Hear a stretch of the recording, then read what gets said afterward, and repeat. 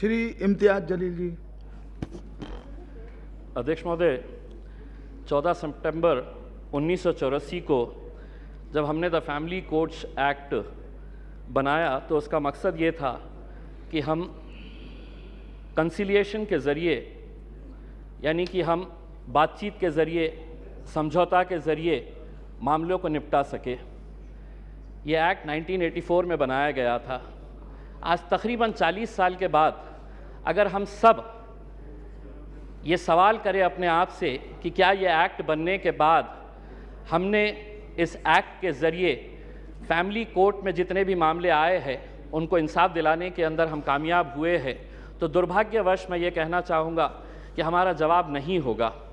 वरना आज 40 साल के बाद करीब 12 लाख जो फैमिली कोर्ट के मैटर्स है वो अदालतों के अंदर इंसाफ का इंतज़ार नहीं कर रहे होते। एक्ट बनाना बहुत आसान है, लेकिन एक्ट बनाने के बाद उसका इम्प्लीमेंटेशन हो रहा है या नहीं हो रहा है, ये भी इस सदन की जिम्मेदारी है कि इसके ऊपर नज़र रखना। वरना एक्ट तो बन गया, लेकिन आज क्या वजह है कि इस 130 करोड़ की आबादी वाले देश के अंदर महज 715 फैमिली कोर्ट चलाए जा रहे हैं। मैं फैमिली कोर्ट का मकसद, मंत्री जी, मैं आपका ध्यान इस बात के ऊपर आकर्षित करना चाहूँगा। अध्यक्ष महोदय, फैमिली कोर्ट्स का मतलब सिर्फ ये नहीं है कि पति पत्नियों का विवाद, कि बच्चा किसके कब्जे में जाएगा, बच्ची किसके कब्जे में जाएगी, एलिमनी की अमाउंट कितनी होगी, कब दी जाएगी, कैसे दी जाएगी, घर किसके कब्जे में जाएगा, किसके हिस्से में जाएगा। फैमिली कोर्ट्स का मतलब हम सिर्फ यही समझते हैं, और बहुत सारे जितने भी सम्मानीय सदस्यों ने कहा है, इन्हीं का उदाहरण दिया है।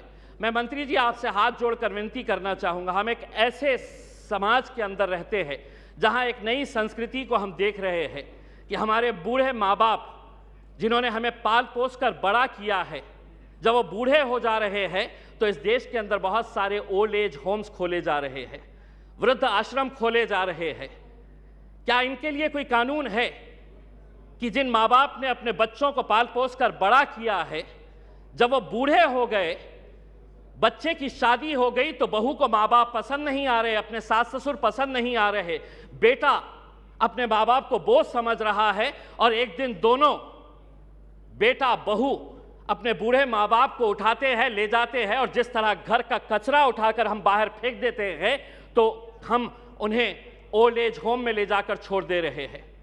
मैं तमाम सदस्यों से हाथ जोड़कर विनती करना चाहूँगा, मैं भी दिवाली के वक्त औरंगाबाद के मेरे चुनावी क्षेत्र के वो एक ओल्ड एज होम में गया था। मंत्री जी, हैरानी हुई वहां पर देखकर कि एक रिटायर्ड जज वहां पर उस ओल्ड एज होम में है।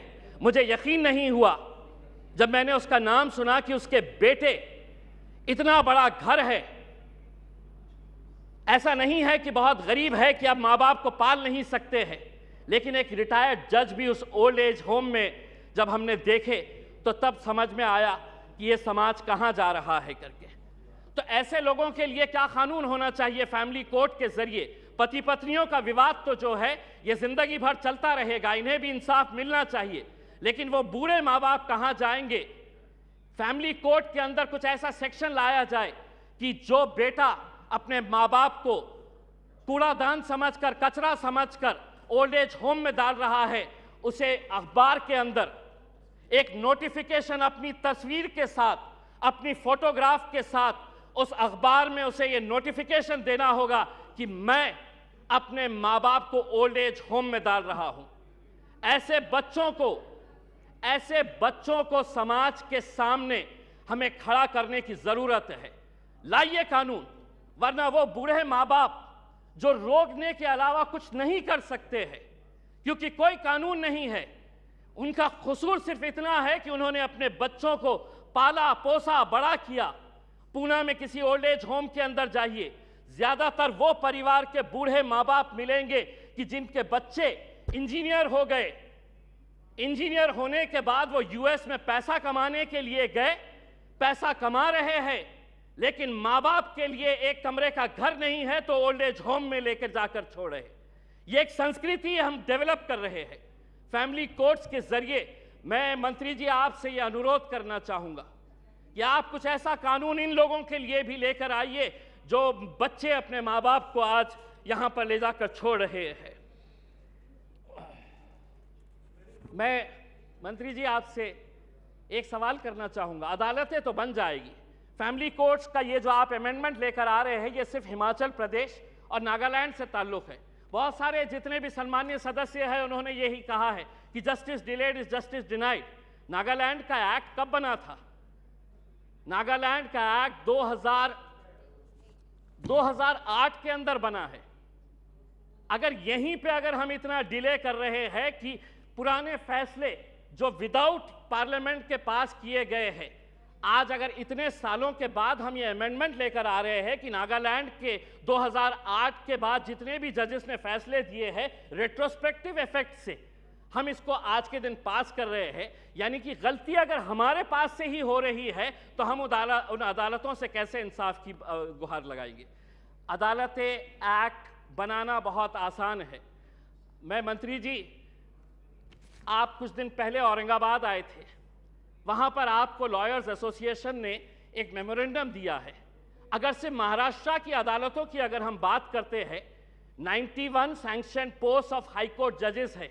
अध्यक्ष महोदय, 91 पोस्ट ऑफ हाई कोर्ट जजेस है, उसमें से महज 56 जजेस है, यानी कि वैकेंसी आप देख लीजिएगा कि तकरीबन 40% वैकेंसीज है। अब मैं आपको अंदर की बात बताता हूं, हाई कोर्ट के जजेस जब अपॉइंट किए जाते हैं तो सुप्रीम कोर्ट का कॉलेजियम इसे डिसाइड करता है। यह पूरा सुप्रीम कोर्ट के कॉलेजियम ने अपना रिकमेंडेशन दे चुका है। क्या वजह है कि सरकार ने इसे इतने सालों से रोक रखी है? क्यों नहीं आप, अगर ये मानते हैं, सभी लोग कह रहे हैं कि पेंडिंग केसेस है, तो सरकार की क्या मजबूरी है कि हाई कोर्ट के जजेस जब सुप्रीम कोर्ट कॉलेजियम ने रिकमेंडेशन भेज चुका है तो सरकार क्यों रोक रही है? हम भी जानते हैं, विपक्ष अच्छी तरह से जानता है कि क्यों रोका जा रहा है करके, लेकिन आज जब आप जवाब देंगे तो हम उम्मीद करेंगे कि आप इन फैमिली कोर्ट्स के अलावा, क्योंकि आज आप एक्ट तो अपने आंकड़ों के जरिए पास कर लेंगे, लेकिन सिर्फ इमारत बनाने से इंसाफ नहीं मिलेगा।